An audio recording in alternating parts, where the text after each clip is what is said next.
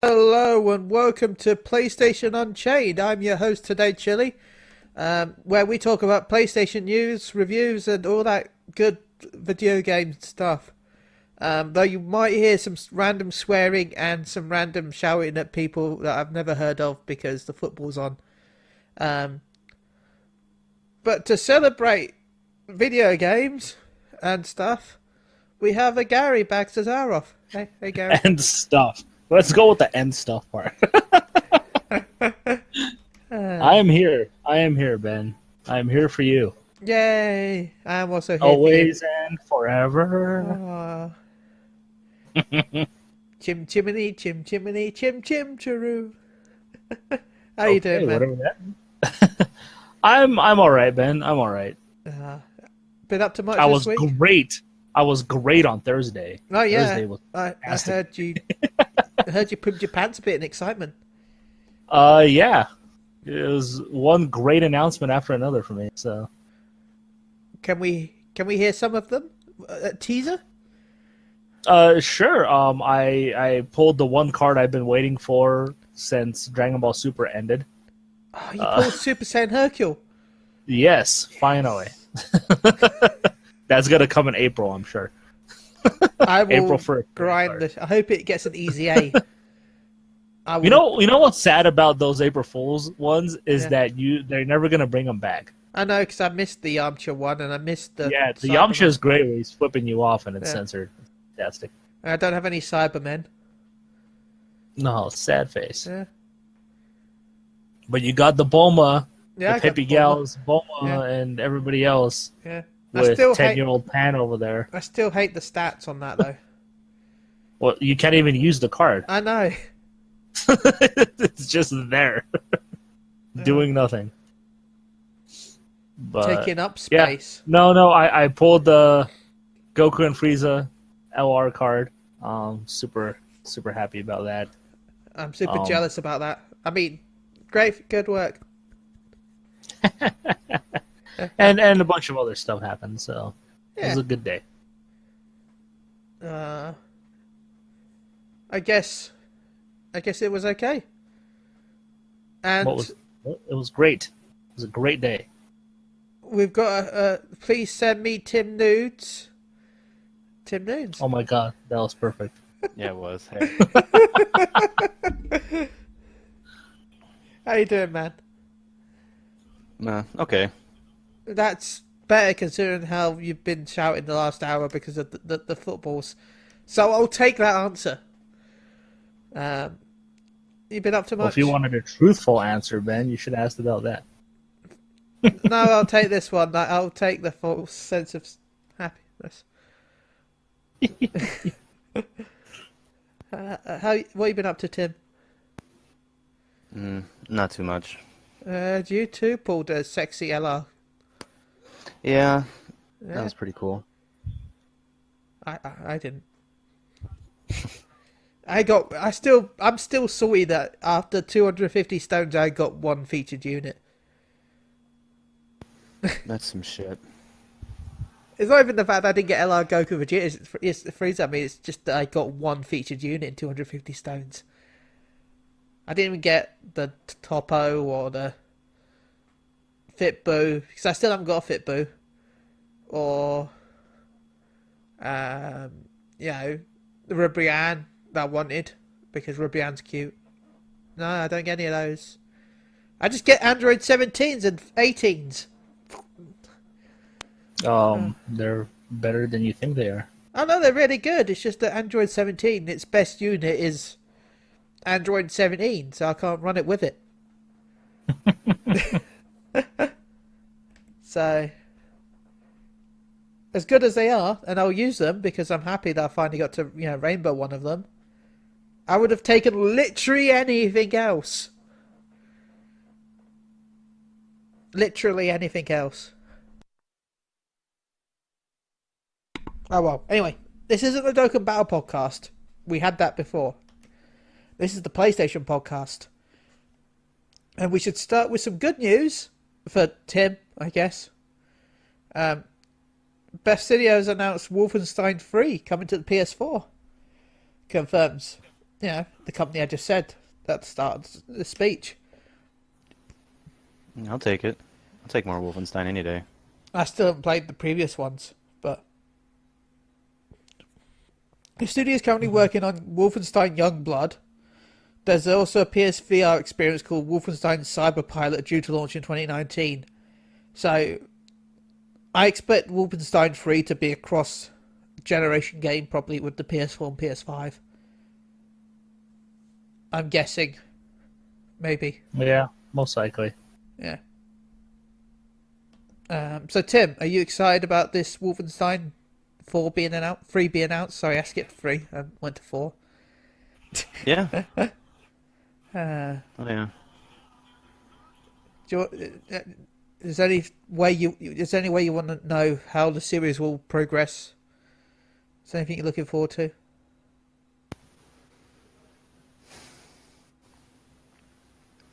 I'm not sure. I don't know if I really want to go into spoilers or not, but a very significant thing took place in the second one that basically finished off what took place in the first one and the second one. Okay. So I think the second one the next one only has like one outcome, one focus. So we'll Is see. it kill Cyber Hitler? No, Hitler is still alive. Ah, okay. Yeah. So That pesky Hitler. that's a thing. Yeah. What was it I was watching recently where he goes back? Where Deadpool. he what? Deadpool 2. I finally watched Deadpool 2 recently, and that after credits scene was funny. Yeah, whoa. Spoilers. It's been out for a long time. In fact, we just only got it in England on DVD and Blu-ray. We've all seen it here. Yeah. Yeah, I'm not that excited for Wolfenstein 3. Well, I would be if I'd played the previous ones. That's Yeah, why I don't really I wasn't the biggest fan of 2. Not at all. I thought it went way too out there. Should I say I'm excited for it for fans of the series? No, I mean, you can be excited for it, but you can be excited for it. Yeah. It's just I'm not excited for it. That's good. So I guess we'll go to something that you are probably excited for. I'm hoping, probably. I'm guessing, maybe. I don't know. I'm going to say it's nothing wrong again and you're going to get angry, but... Geralt. Geralt. Geralt. God damn it, Ben.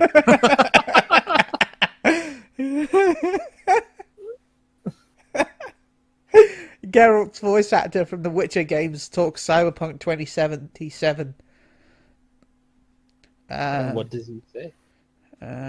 I'm not working on Cyberpunk 2077 actually, so I don't have to lie about that. Whether I will or not is a different question. They've kind of hit that they want me to get me involved in some way, shape or form, but what might that be? Who knows? That may never happen. I mean, to be fair, I'm not exactly shocked. I mean, it's a completely different genre with completely different characters and completely different storyline. They don't have to bring back a previous voice actor for that. Though, I'm guessing he will appear as like an Easter egg. You know. Well, the thing, like in The Witcher 3, Ciri, the girl he's searching for in The Witcher 3, tells him about all the different worlds she's traveled to. And she specifically describes one that is the cyberpunk universe. Ah, cool. So technically, she has visited the cyberpunk universe. So she may appear, maybe as some random Easter egg or a side quest, like some weird woman appears. You know, Yeah. so it could be like a cross thing in a way, but I think it'll be pretty cool. Yeah, I expect her to make a even if it's just a recorded dialogue, you know, that you might find. Mm-hmm. That might be a thing then. So, you excited for Cyberpunk? I am excited for Cyberpunk. I think that game looks incredibly detailed. They clearly have put a lot of thought and love into that world. It doesn't sound like it's as open world as Witcher, though. I'm fine with that. It's a first-person perspective, so I wouldn't personally want it to be as open as The Witcher. Yeah. Plus, it's a lot easier to do an open world in The Witcher than it is in Cyberpunk, I would assume. Witcher is mostly open fields with small towns here and there, whereas this is one giant city. A very pretty city. Well, pretty might not be the right word to say, but a very graphically intensive city. That is true, yeah. That's a good thing. But to me, like, I don't really care if he's doing a voice or not. I don't see why people are that into the idea that he has to be in the game. That's like people just expecting Naughty Dog to announce a game and they expect Nolan North to be a character in their game. It's like, it's not like he works for them. He doesn't have a contract that he has to work for them. Just because this voice actor did the voice of a character of a game that they specifically made does not mean he has to be in all their games. Nolan North in Gran Turismo. That would be the day. I'm just saying, like, it's cool. They say they want him involved in some way, shape, or form, whatever that is. I don't know. Well, as I said, it could just be a recorded dialogue. If Siri, that's the name of the woman, isn't it? Yeah, in The Witcher. Yeah, it jumps from universe to universe, then maybe it's possible. Yeah. Like I said, she might be, but he specifically has never. So. Yeah. It'll be interesting to see what they do. I'm gonna guess there'll be some throwbacks to Witcher. Just as like maybe action figures. I think something cool maybe. like that. Where it's like they did in Metal Gear Solid 3. Yeah, but it won't be like, it'll look like it to us. It'll be like an Easter egg, but in the game, it's just like some characters they've made up. Mm-hmm. No, we'll see. I mean, who knows when that game is going to come out? Still no release date. 2077. Oh, okay. So PlayStation 6, huh?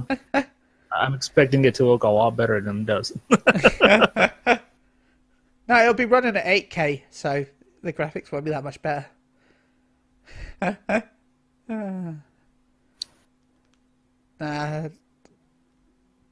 you got any more opinions on this, Gary? No.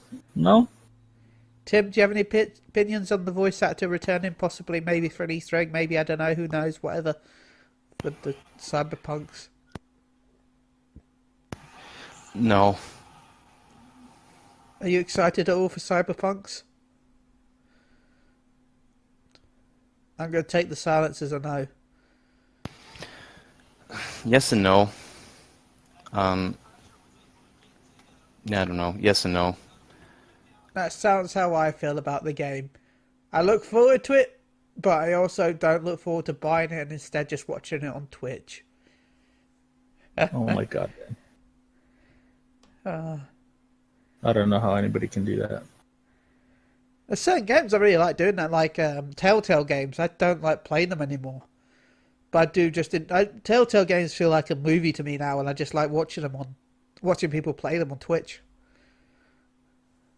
It's fun. I can't watch other people playing a game on TV or on the computer. You know what else I'm going to be watching? Assassin's Creed 3 Remastered is included in the Odyssey Season Pass. Yeah. Now, I will personally say that is probably the best Season Pass anybody has ever done. Why? Because it's got Assassin's Creed 3, the Return of the Assassin Turkey. Well, no, they're giving you 2 games. They're giving you that and Liberation as well. Yeah.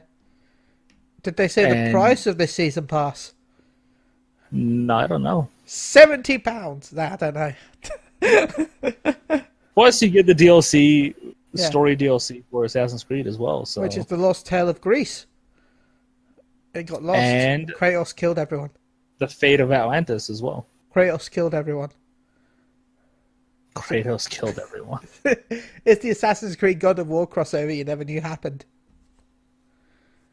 But yeah, you're right. Legacy of the First Blade, where it pushes the players in the shoes of the very first hero to ever wield an assassin's blade, which I'm sure they've already done before. I guess they're reconnoring the backstory. As they attempt to shape the course of history due to kick off in December 2018, episodes for this arc were released every 6 weeks for 3 installments. That's quite a long period, actually, isn't it, really? Yeah. And then the second, which is The Fate of Atlantis, which will be, you'll be fighting some Gorgons, Minotaurs, and more. I'm fine with that. The Fate of Atlantis is set to begin in spring 2019. We have set to release... Aquaman better appear in that. Yes. Yes. What you don't know is Assassin's Creed Odyssey is actually a prequel to the Justice League game that Rocksteady's making. It's also a prequel to God of War. Yeah, it's a prequel to everything. Well, you got to remember, Assassin's Creed Origins was the prequel to Final Fantasy 15, so... Oh my god, please don't. Remember with, its face, appearing in the other main yes, villain, I know. Hardon. Hardon. Oh my god. Arden. Hardon. Arden. Appearing in the Egyptian pyramid, did he? In paintings and stuff, yeah. Yeah. In the murals, it was there. Yeah. A new opening the mural was what released him to the world. So. Wow. Good work, terrible. Everyone. And he waited 1 billion years to appear, huh? Yeah. Damn, I wonder what he was doing. Well, you have to see. Well, to be fair, he had to wait for them to finish Final Fantasy 15 so he could appear in it. Oh my god. So Egypt to now he pretty much he timed it well. Really, he rushed it. That's terrible. Huh? Can you imagine if Square is like, oh yeah, all the Final Fantasy games are in one universe? Well, 7 and 10. Like they decided to make Zelda like a timeline. All the Zelda games are in a timeline. Like Square technically has done that in a way with Final Fantasy 14. I think Final Fantasy 14 is like GT, where it's just the spinoff. No, Fantasy 14 storyline says that each Final Fantasy game runs in its own parallel world, and 14 is in the middle of it, and that's why sometimes they can slip in for crossovers. Yeah, that's how Lightning turned up, and that's how certain characters I've heard of. Yeah, that's why they've heard of Kefka and X-Death, because the legends of slipped through.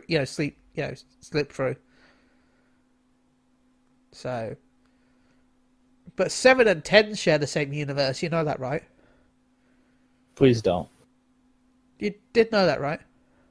I didn't know that, and I don't want to know that. 10.2 is actually a prequel to 7, because the if I'm rightly, remember the little kid in 10.2? His name was Shinra. And then his ancestors invent the Machio reactor and make the Shinra Corporation. Thank you, Ben, for ruining Final Fantasy VII for me now. Hey, you just told me my most disliked Final Fantasy is in the same universe. Great. Which one's that? 10? Yes. Okay. Well, at least I think you've not read about the plot of 10.3, right? Have you heard of the plot of 10.3? No. Have you? No. Okay. I'm going to tell you the best parts, right? I don't remember all of it, but these are my favourite parts. And spoilers to anyone who doesn't know about it, you can read it, actually, in the 10.2 remaster on PS4. So if you want to read about it more, go there. But in this 10.3 storyline, Sin comes back somehow, and Tidus also comes back, but then he gets killed by Yuna. Well, Tidus doesn't exist, so how does he come back? Basically, the prayers bring him back. Oh my god. And Yuna kills him again. And also, Auron has a daughter.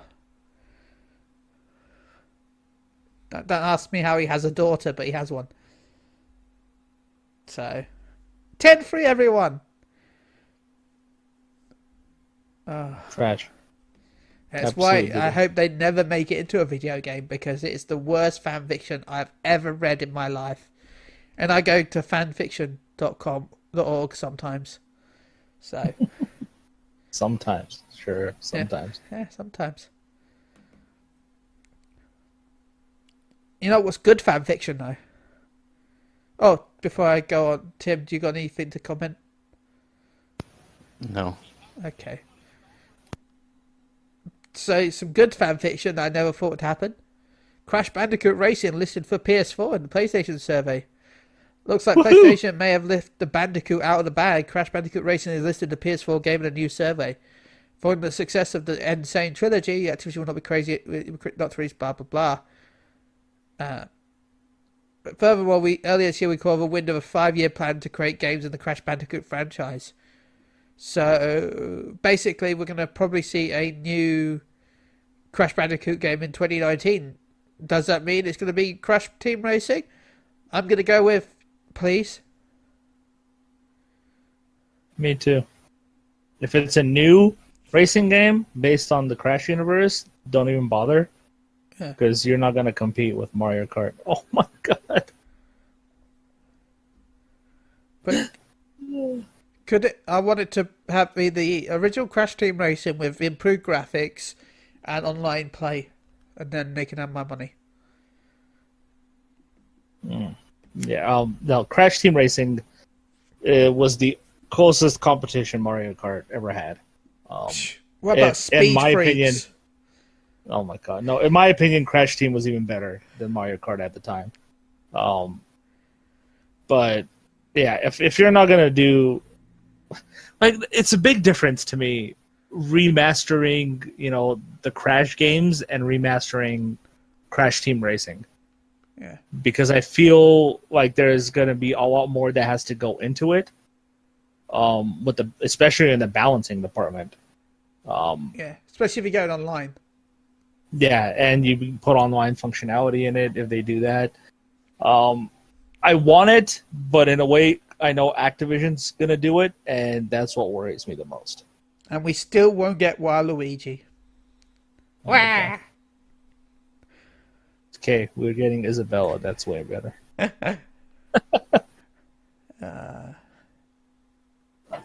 So yeah, Crash Team Racing. I can't wait. Looks good. I will probably bite that. I'll eat it up. Yeah, I love Crash Team Racing. So, Tim, you looking forward to Crash Team Racings? Not at all. Oh. Why, Ben? Or why Tim? I've never played it. Well, now you can. And I'm not buying it. Oh. Well, now I can for you. Okay. Depending on release time and window. Because we have no idea if it even exists. We're just guessing. And knowing is half the battle. G.I. Joe. So yeah, Gary, I guess you're really looking forward to it. I am, because I did enjoy very much Crash Team Racing. I mean, they have it on that, but it's not as fun to play by. You're talking about the PS1 Classic, yeah, the PS1 Classic. Yeah. Oh, and I guess I should mention that Fantasy 14 patch is Tuesday, but I'll do. That's enough about that. I'm really looking forward to the patch, and it's a 24-hour maintenance beforehand, but you could go check out Phoenix Down Radio with the amazing Klaus, me, and this week Fusion X. PhoenixDownRadio.com to find out more about those stuff. I want a cool name like that. Fusion X is awesome. I don't have cool names. Fine, I'll think of a cool name for the next podcast for you. How about that? Okay. By the way, we're talking about Final Fantasy. I can't find the news article right now, but I remember there was a load of Final Fantasy games announced during this week for both Switch, Xbox, and PS4. Final Fantasy. Most of it is already out on PS4. No, not all of it. There's only 2 that they announced that's coming to PS4. Final Fantasy World of Final Fantasy Maxima is an update that's coming to PS4 for people that own the previous World of Final Fantasy. Mm-hmm. Then you got Final Fantasy Everybody's Chocobo coming to PS4 in December, which is a sequel to the Chocobo Mystery Dungeon games. Yes, Mystery Dungeon. And then you've got Final Fantasy Crystal Chronicles coming in 2019. Yes, you do. Which is Switch and PS4. So, and then Switch and Xbox owners have Final Fantasy 7, 9, 10, 10.2, and 12 to look forward to. They're skipping 8, which I'm going to tell you now. I'm going to tell you now that 8 will be announced at PSX for PS4 this year. Why? Because next year is the 20th anniversary of 8. Oh, God. So I'm guessing that's why it's not announced for the Switch, because the PlayStation will probably have like a year's exclusivity, either at this year's PSX or next year's PSX to celebrate. It's already been out on PC for almost a year. Yeah, I know. That's why they'll announce it as console exclusivity. Oh, man. You know, them buzzwords. I guess so. But that's just a theory. Anyway, we don't know. No idea. They might just skip it because they hate 8. I mean, they've lost all the source code for 8, so... Yeah. Good work there, Square. They seem to lose a lot of stuff lately. Yeah. And while we're talking about good work, did you know that Star Wars Jedi Fallen Order will play a lot like Force Unleashed? Which is the new game by some company. Respawn. Some company? Some company. The makers of the best first-person shooter of the generation. Titanfall 2. There you go. Respawn Entertainment's upcoming Star Wars will apparently have gameplay similar to The Force Unleashed, which makes me a little excited. Because I loved The Force Unleashed 1 and 2. So, yeah. I just hated how short The Force Unleashed 2 was. It was the shortest game ever. I don't know about that. It was pretty short. I think I beat it in like 10 hours. That's not short, Ben. It was when I wasn't even rushing it. Oh my god. Ugh, Ben. I expect my Star Wars games to at least be 12. Wow. What? Oh boy. So, are you excited for Star Wars? I've closed the page now and forgotten the name, the video game. Star Wars Jedi Fallen Order. Yes and no. I'm excited that Respawn is making it. As far as it being like The Force Unleashed, I'm hesitant about that. I did enjoy The Force Unleashed, but I thought it was a buggy, broken mess. But you could crush X-Wings with your hands and be like, yes, no, you can't. Force powers. No, you can't. You could in that they one told QTE. you could. Yeah, and you did it one time, and that was the end of that. You could my problem with it is they always announce these things for Star Wars, and EA cancels them. None of it is ever canon. And or it is the Force Unleashed.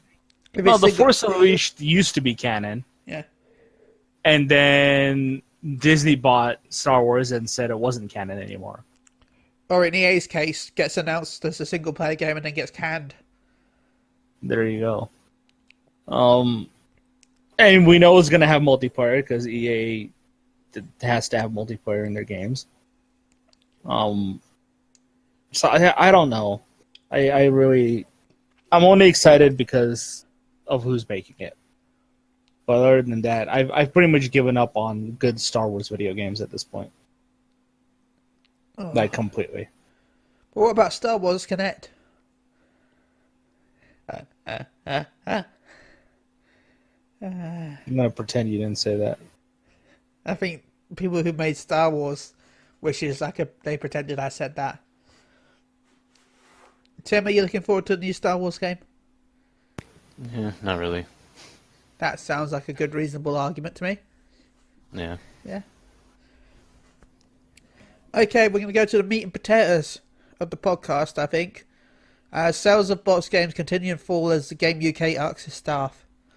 Well, for one thing, maybe it should put their prices down, but that's another thing altogether. But Game UK has had further job cuts at head office, according to GameIndustry.biz.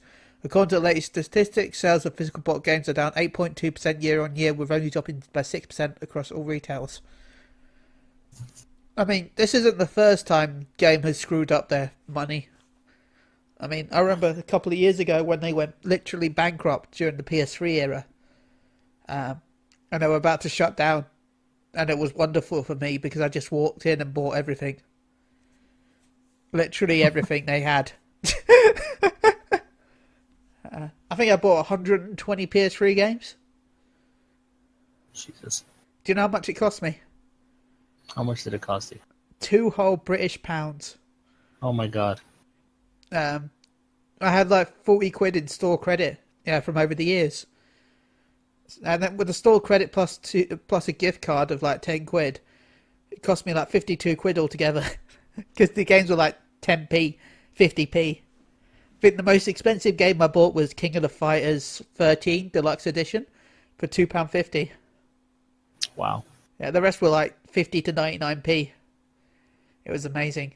I mean, oh no, poor game, going bankrupt. Please don't do that again.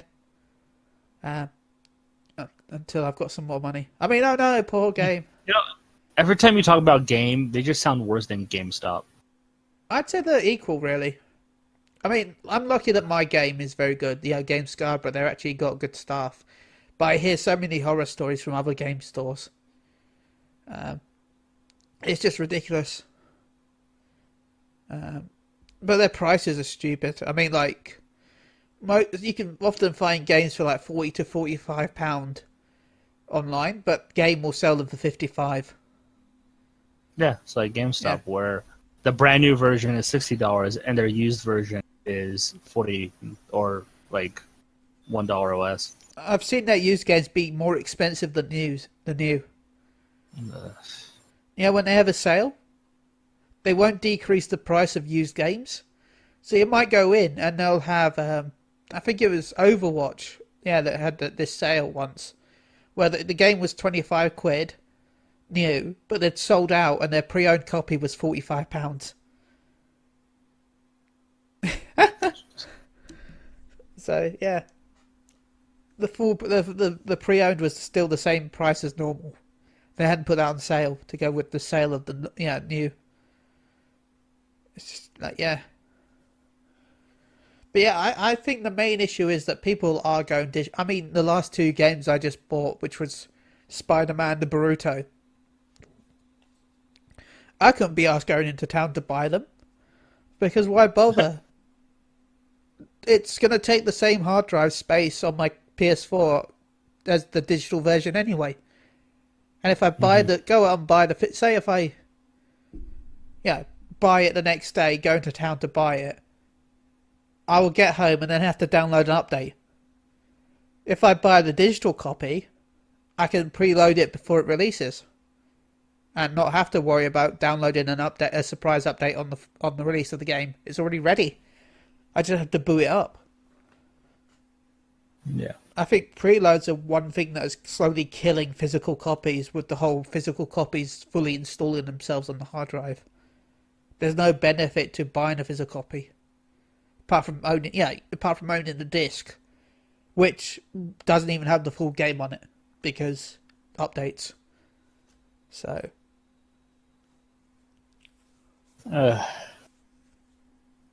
I really dislike having this conversation.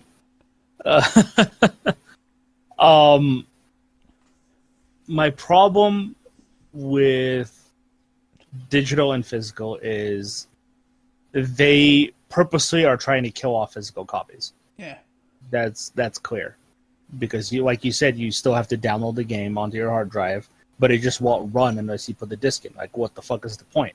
Yeah. And they do this, I know, because they don't have to spend the money to create the actual physical product. They just pay Sony or Microsoft or Nintendo some royalties to put on their store, and they're good to go, which is going to be cheaper for them in the long run. It probably also helps with the load times a little bit because it's all on the hard drive rather than have to look through the disc. Yeah, but the problem with digital, Ben, is that you never know how long you're going to keep it. That's true. Essentially, you're pretty much renting the game indefinitely. And if, say, Sony goes under and the PlayStation Network goes down, what are you going to do? Cry and look at my copy of Locked Spider-Man. And you can never play any of those games you bought digitally again. Yeah. Same thing with Microsoft or Nintendo. Even Steam. If Steam goes under, what are you going to do with your 900 games that you bought and you never even played? Well, to be fair, I never played them, so... But I'm just saying, that's, to me, is the biggest threat to digital right now. And, you know, again, it's, like you said, it's the patches and all this crap. It's just the generation we live in where the developers know at this point it's okay to release trash and then fix it later. Because they know you're still going to buy it. And that's the big problem. Back then, if you released a game in the state that 90% of the games right now release in, nobody was going to buy your game. Yeah, nobody would buy your game, and then you would be under completely. You're shut down in a week. Just fuck Haze anyway. Because those reviews are going to come out, and you're screwed. Nowadays, when we write reviews, we completely essentially just ignore all these problems. Yeah. Because we're so used to having these problems. And we know they're going to get fixed eventually, which is absolute bullshit. Because you should, if we're reviewing a game, we should review what we got, not what we're going to get. Not what we're going to get down the line. You should review what the product you have in your hand is, not what the product they dream it'll be. Yeah.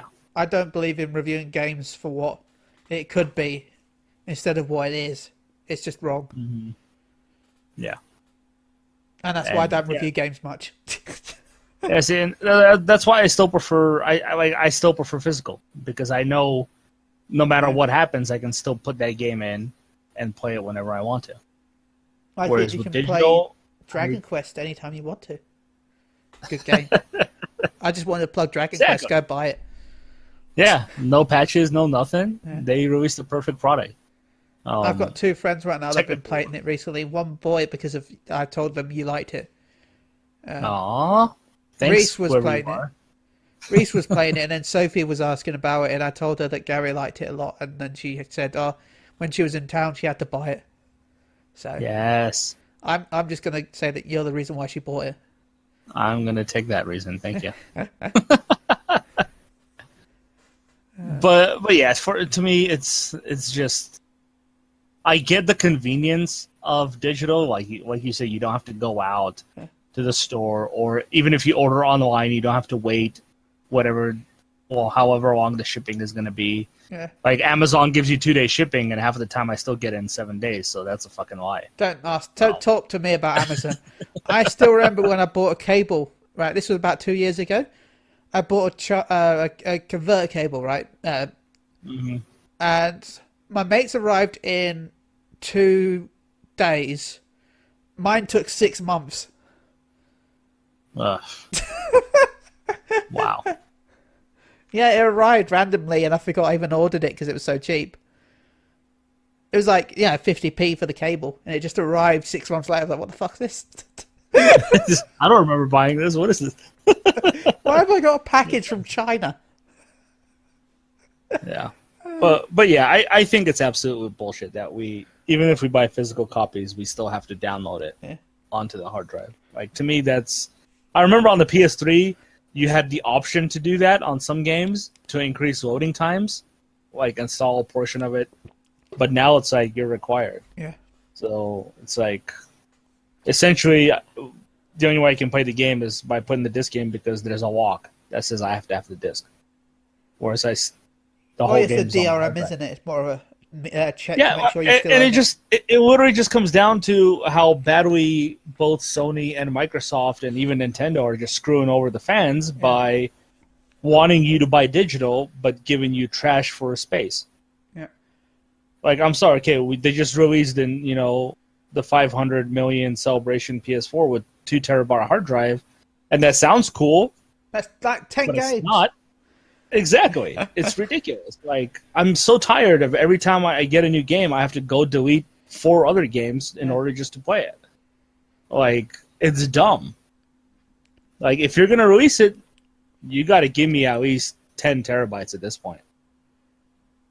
Like, I understand costs and stuff, but if you're forcing your games to be 60 fucking gigs, don't force me to install them if I'm buying the hard copy of the game. Yeah. And they're trying to force you to do digital, but they're not giving you the space to do digital. Like they did it with the PS3 when they decided to release that it was like a slim PS3, I think, and it was like 500 megs hard space or something like that. It was like super shit. People were like, "What the fuck is that?" And it cut the price of the system by like $100. It's like, really?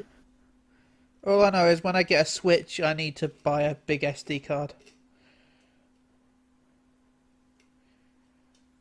I see. SD cards is different. SD cards are cheap. Yeah. I wonder if the PS5 should support SD cards. I think it should. Yeah. I think they really need to figure out if they're coming out with the PS5 and games are just going to get bigger and bigger. Oh, yeah, because they'll have 4K assets, so they'll be bigger. Yeah, they're probably not even going to fit on the disc anymore. No. So it'll have to be digital only. So they better give me a big, massive fucking hard drive that comes with the system. And they better give it to me at a good cost. Yeah. Even if it's not SSD. Yeah, I don't care if they have to sell the system at a loss. They don't want another PS3 fiasco of $800 system. I remember that. I bought one at launch. And to me, at launch, it made sense. Yeah. Because you have a new disc player, a Blu-ray disc player. It's a new technology. And you're using the cell processor, which is a brand new processor you created. So I understood the cost at the time. Do you know that the cell processor cost them all their profits for PS1 and PS2? There you go. And nobody used it. It was the most powerful processor, but they couldn't freaking sell it. They couldn't sell it to other creators. So they're just like, oh, well, guess we wasted all our money, which you did. And now they've got AMD, which is a good They choice. got lucky with Blu-ray. Yeah. And that's kind of become the standard for... It's because Blu-ray accepted porn. We all know that the porn accepted Blu-ray. We all know that the company, the video format that uses porn is the one that wins. That porn is how you win video formats. Remember? Yeah. Beta versus VHS. Beta said, "Oh no, we don't want porn on ours." VHS likes that. Gimme. Video Home Sexual Network, VHS. And God, that sounds old. People are going to be sending us emails saying, "What's a VHS? What's a Betamax?" I'm old. I'm old.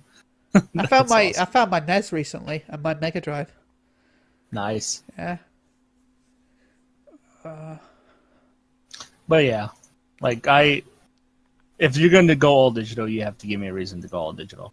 And right now, you're giving me the opposite reasons to go all digital. Tim, do you have anything to step in about this? I don't know. I feel like it's going to get tired, but I read something about it's not just like not being able to use it, but it's like a technical lack of ownership when you buy things digitally. Yeah. Yeah. But I guess in a way, I know this sounds stupid, but if you ever read your EUL on your physical copies, you technically don't own them either. How's that? If you read the UL, you've purchased a license to own it, but it can be returned at any time. What, they're going to come to my house and take it from me? I guess. That'd be a lot of money. That'd be a lot of... I'd have a lot of doll heads, but I don't think... Yeah, technically they could. Legally, they could do that. That's a lot of cost. And it's one of those things, like with a lot of pirating, I know that the PSP had a similar thing like this. Like the cost was so high to do anything about it that they never did anything. So it was more or less just like using it as an example for future stuff, as opposed to actually handling it. Piracy always is a double-edged sword, though. It's both beneficial and not beneficial for people, because once a hardware system gets hacked, people then rush out to purchase it before the new firmware update patches it. So they'll see a spike in hardware sales, but a decrease in software sales. Mm-hmm.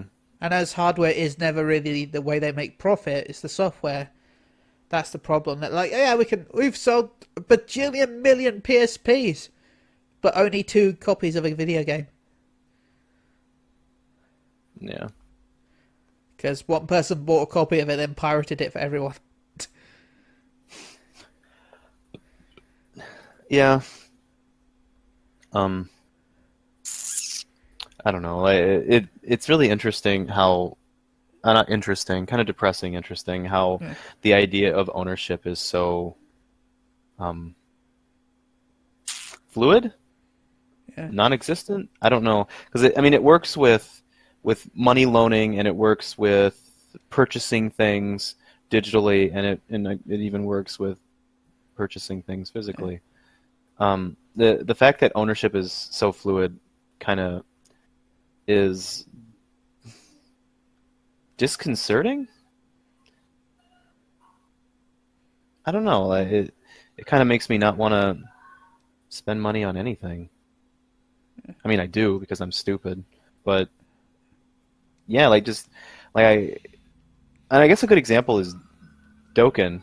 It's getting away from PlayStation, but the principle is the same. Like a gacha game, it works with another good example. Like alongside that is a free-to-play formula. Like you're paying to have something featured in a game that probably won't be here in 10 years. Hell, even an MMO. I love Fantasy 14, but give it 20 years and my character will be gone. Yeah, and sure you have access to it by spending money to it, but it's not ownership. No. Because you can't take it with you to your grave. I will take it with me to my grave. And if you really want to get philosophical, there's really no sense of pure ownership because you can't own it forever because we die. Yeah. So both ways, there's really a very lucid sense of ownership. I think I'm in a crisis now. Thanks for this conversation, guys. No problem, but I love that. That was very deep. It went really deep. You like that? You like it deep? You gotta go deep. There's no point otherwise. Hashtag. What was I watching? I heard something like that recently. I think it was in the first season of American Horror Story. Yeah. Yeah, now that you mention it. Yeah. Going so that's deep? a weird... It was something the maid said. Wow. You can find it on Netflix, can't you? Yeah. Guys, so now I have this Netflix. image of I now have this image of Ben in a maid's outfit, and I'm okay with that. I'll be part of my Patreon. You just barely got that. Patreon rewards. Me playing Commander Cherry and me in a maid outfit. Yes, please. Yeah, I would throw so much money at you. Ben's gonna turn into a camboy. Woo! BOI, by the way. I'd have to lose a lot of weight to do that. No, it's fine. Dude. No. You're hot. Trust me, there's a market. So I guess now that we've finished talking about crises and then me also being a camboy, we should go to what we've been playing this week. Which was me, I guess. You say like this is a bad thing, man. That's true. So, Tim, you might as well say what you've been playing first. What have you been playing? Yeah, I haven't been playing anything. It's another one of those weeks where I just haven't done anything. That sounds like me most weeks, so it's fine. Yeah, nothing. And Gary, what have you been playing? So, I've been playing a few stuff. I've been playing Zone of the Enders, the second runner Mars. Ooh, it has VR, doesn't it? Unfortunately, it does, yes. That good, huh? I say unfortunately because it's not good. The VR is not good at all.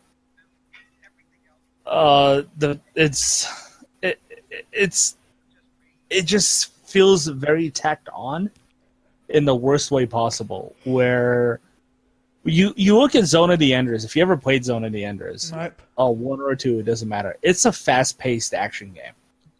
You're a fast-paced action game.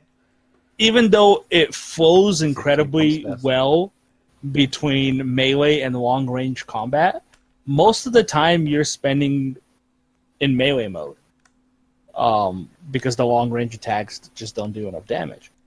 And the problem here is, just imagine you playing a melee combat game in first person.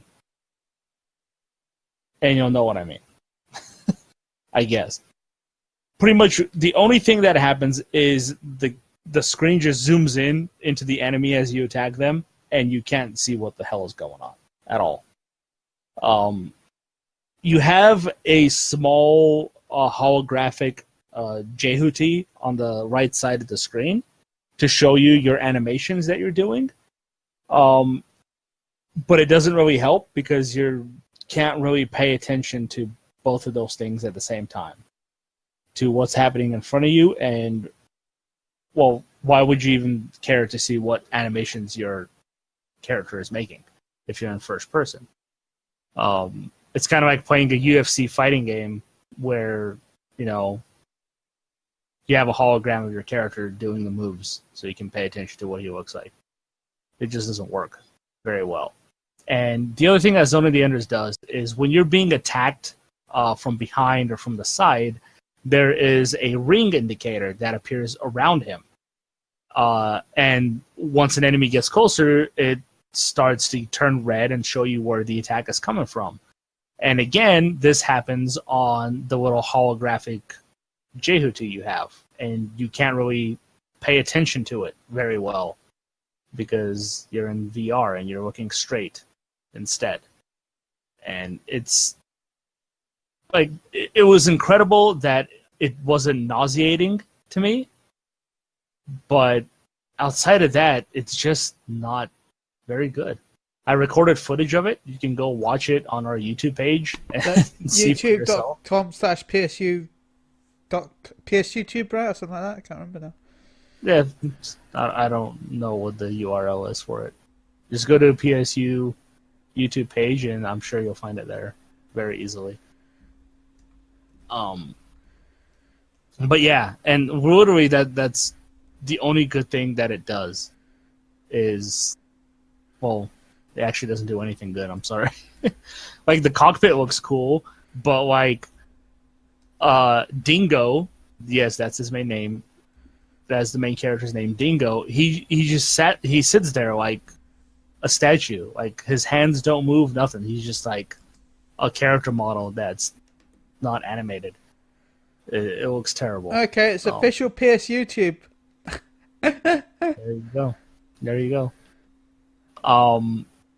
And like when you go into the cutscenes, like it takes you out of VR and puts you in a theater mode so you can watch the cutscenes. And again, it takes you out of the experience so much because the second game has so many cutscenes because it's so story heavy. Like it just completely takes you out of the experience of VR all the time. And yeah, it's just not a good mode. I would rather have them just put the first game in there and just re-release the HD collection on the PS4 rather than have this VR mode because it's not very good. And they force you to. They tell you should play on very easy in VR, and this is why I died a lot in VR because I just couldn't see what the hell was happening at all. That shows you their confidence in their game if they're like, oh yeah, make sure you play on the easiest mode. Yeah, at first I thought it was like, okay, they want me to start on easy to get the hang of VR in this game, but no, it's because you can't tell what's happening ever. But the game itself, if you're playing it normal, is still fantastic. A great story, awesome particle effects. They mixed like full 3D character models with cel-shaded effects, and they just look so well. Like the particle effects in particular, fantastic. But they didn't take the time to fix the lip syncing issues with the anime cutscenes. Probably should have done that, in my opinion.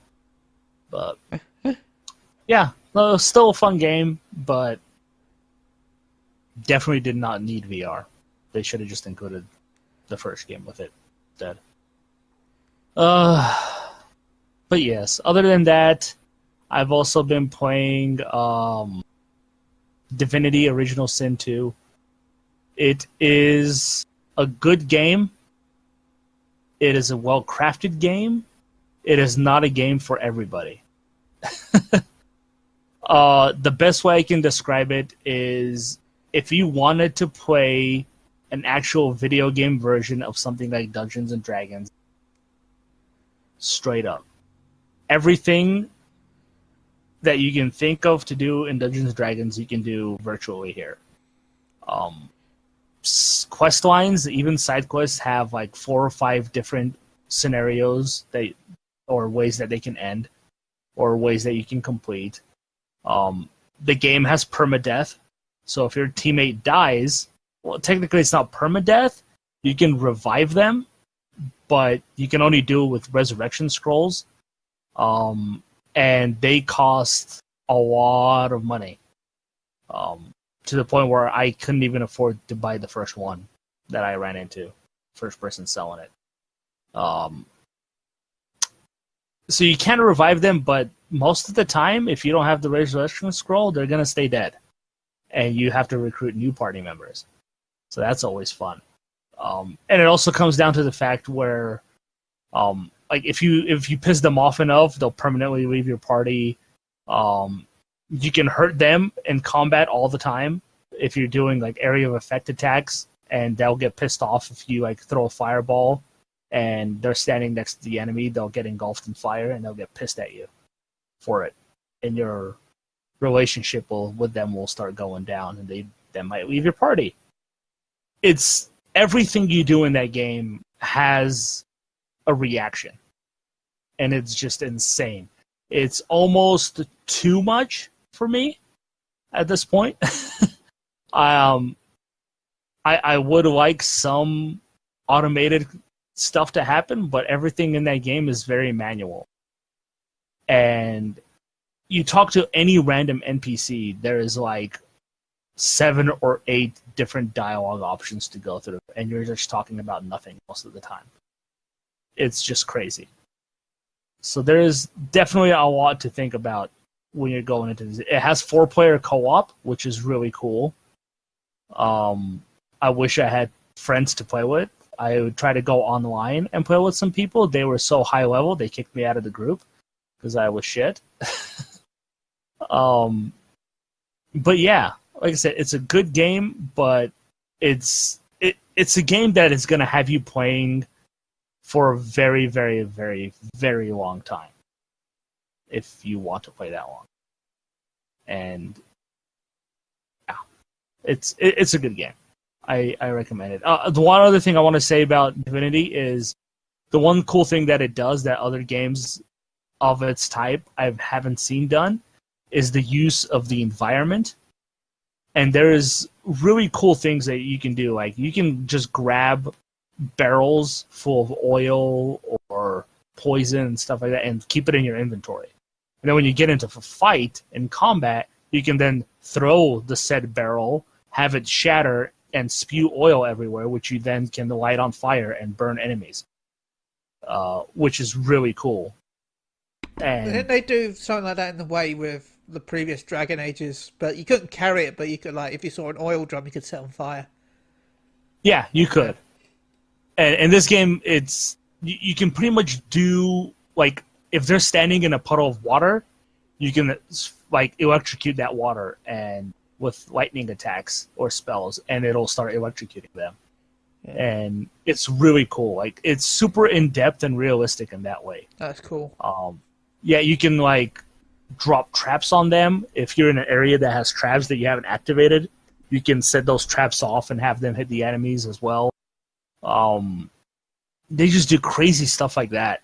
And it makes combat so fun because you don't have to just, rely on hitting the enemy with, your hardest hitting attacks. You can use the environment to get the job done faster if you really look around and see what's around you. Yeah, like I said, everything just has consequences and reactions in that game. You can, if you steal something in a town, the entire town guard is going to be after you until they catch your ass. You can never come back to that town. They remember everything, Ben. Everything. Everything. Yeah, unless you go to prison or pay the fine.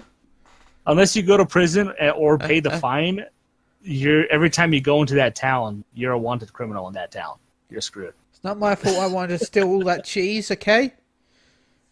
Yeah, I mean, if you don't have a key to a door, guess what? You can just break the door down if you have a character who's strong enough to break down a steel door. If not, you can blow the door up with explosives and just get through that way. Nice. There's always a way in and always something you can do that does not force you to do the right way. You know what I mean? Yeah. So yeah. And like I said, with the quest systems, it's so crazy complicated because depending on what character you have, they might react very differently to how you handle a quest.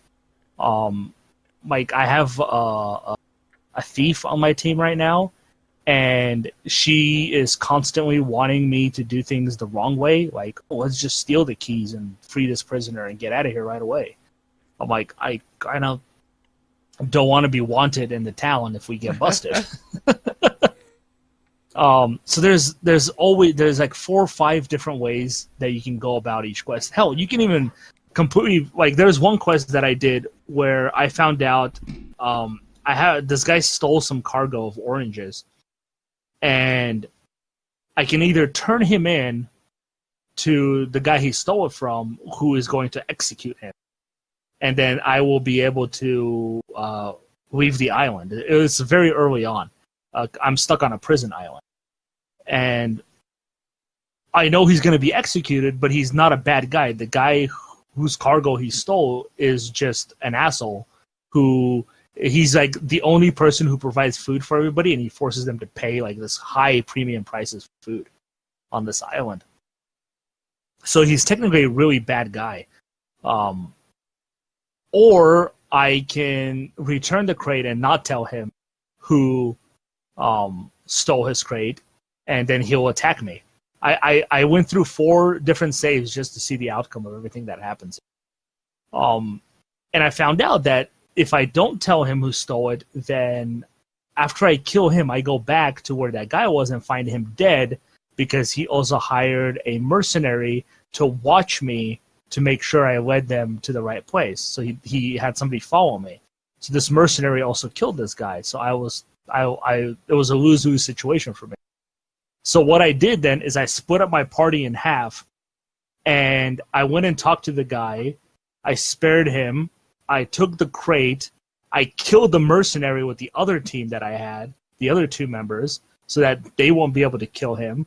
I went to the guy. I told him, hey, here's your crate of stuff. I don't appreciate that you had this mercenary follow me. He's not coming back, and I'm not going to tell you who stole your stuff. But here it is, all intact. Just let it go. This person is never going to steal from you again. And because I killed his mercenary, he found out that I was more of a badass than he thought, so he just kind of let it go. And it's things like that you can do that's just really crazy. The stuff you can come up with to finish quests. But yeah, that's kind of Divinity Original Sin 2. There's just so much in that game that is going to take you well over maybe 300 hours to experience the game. It's just crazy. But yeah, other than that, the only other game I played was... help me out, Tim. What is it called again? What? I don't know. The game Dragon that, like Quest. that I was playing. The game that's like Dark Souls. Immortal Unchained or something like that? Oh, yeah. PlayStation Unchained. No, Immortal Unchained, I believe is what it's called. And oh my god.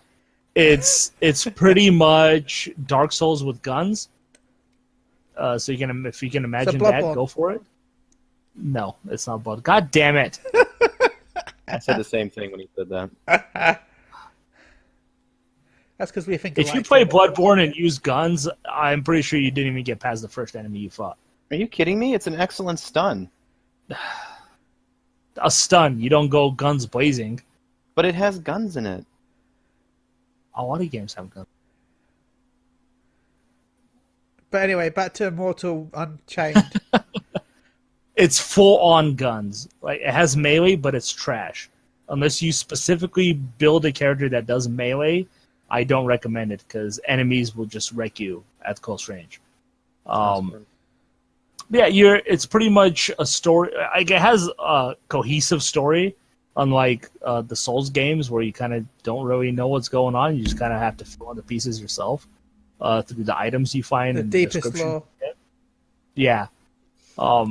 In this one, it's like super into the future where it kind of starts off with this monolith that exists that can talk somehow. I haven't gotten to the point what it actually is, but essentially it created the universe. And in its creation of the universe, it created all these planets and all these different races that went to war with each other until one of them was victorious. And this race that was victorious pretty much brought peace and prosperity to the universe. Everything was happy. And then they found out that when the universe was created, the darkness was created. That's what I call it. I don't think they've given me a name for it yet. So the rip-off of Destiny 2.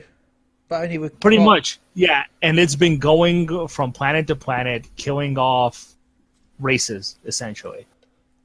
And the game starts you off on this prison planet where you're pretty much in the deepest, darkest area of the prison, and you're immortal. That's why you're there. You can't die. That's how they explain the fact that when you die, you just respawn, like you do in Dark Souls and all that.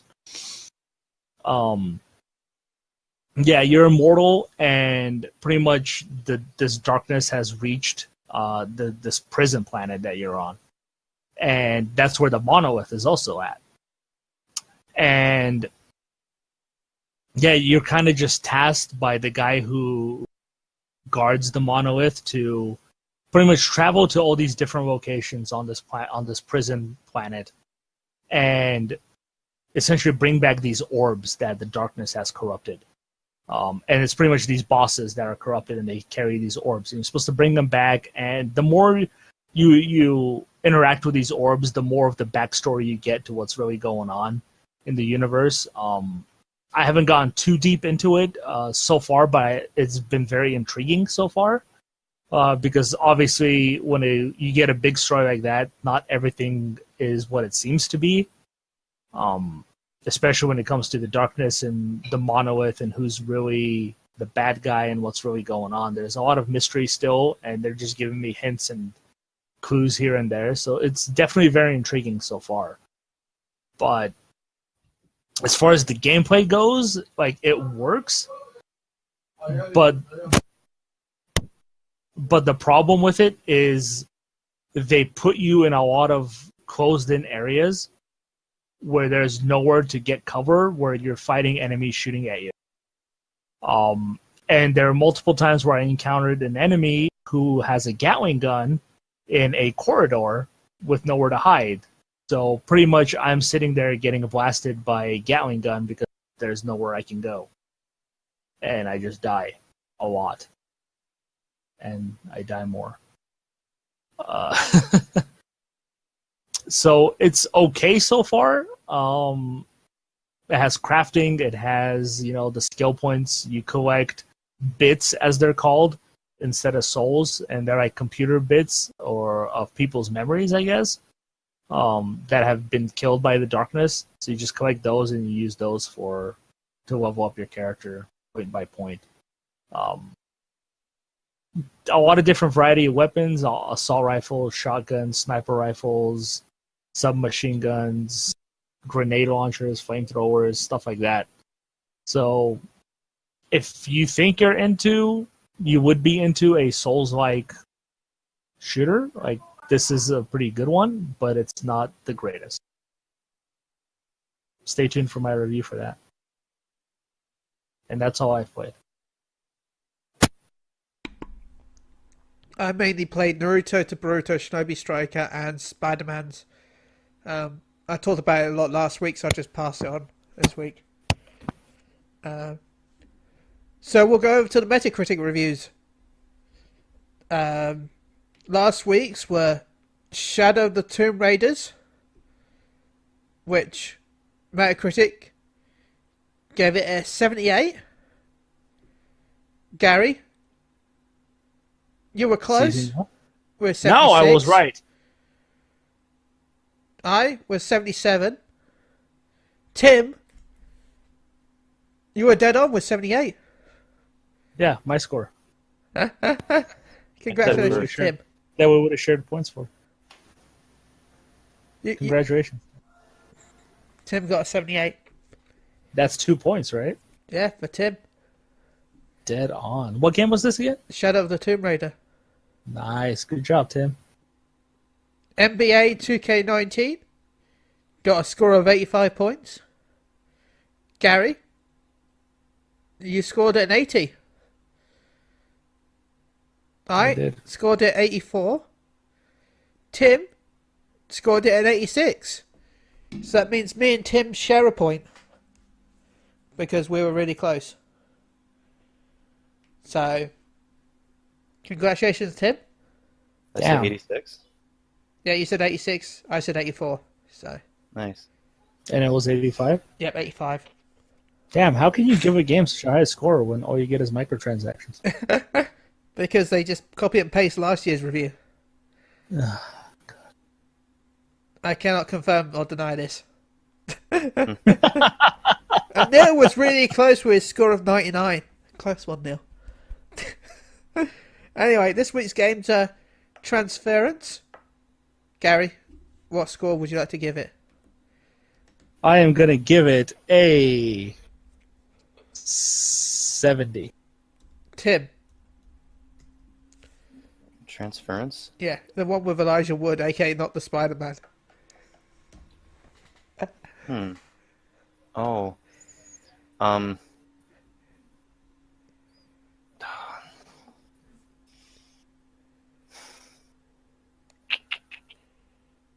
81. I will give it 75. And then just go in between it. What about you like being in the middle, don't you? Yeah, I'd be in the middle. What would Warface is the other game we're going for. Tim, what would you give? Sorry, what was the game? Warface. It's about faces of war.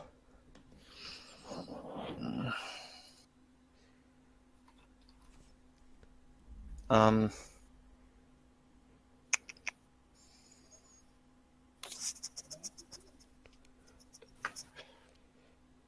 think I'm going to give it a 66. Okay. Gary, what do you give the Faces of War? I'm going to give it a 69. Giggity. And I'm going to give it a 77. So to recap the scores right now, Chris is at 1.5. Alfonso's at 2. I am at 10. Gary and Neil are tied at 10.5. But guess who's in the surprise lead at 11.5? It's got to be Tim because he's the only one else here. So congratulations, Tim. Congratulations, Tim. The leader of the universe. Yeah, the leader. And what is your first order of business? Roll your bottom bitches. Wow. For now, until next week, when one of us might take over. So, Tim is too good at this game. I don't think we're going to win. You're only 1 point away, Gary. So, we'll see. We'll see what happens. Dude, you could have been tied with me if you wouldn't have gotten 2 points. Yeah, I know. We could have been like the dynamic trio. We could have been the danger the triangles. We could have just 4 people at the lead if I'd got another 0.5. Just half a point, man. You just needed a half a point. So, Gary, have you got any shout-outs? And how can they contact you? You can contact me at Gagwalush and Instagram at GAGLAUSH. Shout out to friends, family, you guys for having me on. Fonzie, who's going to join us soon for the anime podcast. Klaus, of course, who missed last week. My boy Ed, who, I forgot to say, he wanted me to correct myself and tell you that it wasn't you he couldn't understand. It was Neil he had a hard time. Oh, sweet. Okay. I was going to say, because Ben is pretty succinct. And he also said, why was Tim so quiet? He didn't sound like he was having a good day. Is he okay? So. No, Ed, I wasn't having a good day. Well, we love you, Tim. We love you, Timmy. Thank you. Tim, have you got any shout-outs and how can they stalk you? You guys, of course, for everything. Listeners, of course, you're great. You keep us here. For better or worse, you keep us here. Fonzie, we'll see you in a bit, but miss you anyway. Klaus, these last couple weeks I've been chiming into the Phoenix Down Radio podcast, and it's just been kind of delightful, kind of relaxing for a Saturday night. It's nice. So thank you for that. And if anyone wants to reach out to me, it's Timberelli, basically on all platforms. TIMBERELLI. And when you send invites or requests, please say where you heard it from, because I've been getting some weird, I say weird because I don't know who they are. So just say that you heard it on the podcast or something like that. Heard you on the podcast, something, just like a hint that it's not just some random person trying to get my information. Because I get those too. I'm sure you guys get those too, where they're like, "Hey, baby, what are you doing right now?" And I get messages like that on PSN. No, I don't. Those aren't random. Those are hot women trying to talk to you. Oh my gosh, Gary. And by hot women, he means Gary. Okay, if that's the case, then you're not wrong. Gary is a hot.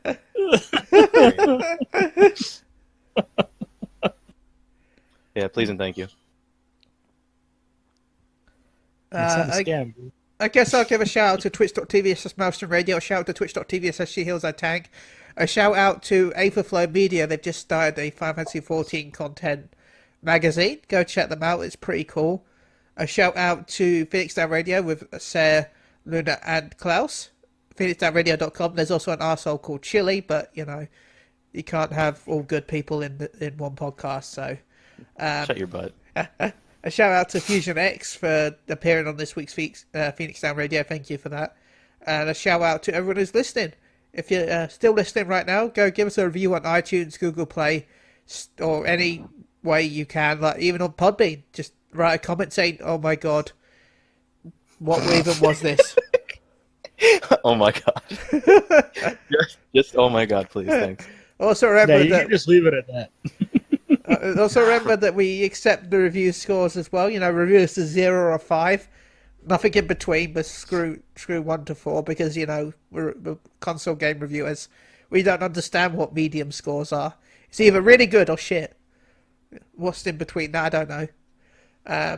So go follow me at Chili UK on Twitter, CHILLE UK, or send me a message on PSN at CHILLE, add me as a friend, whatever.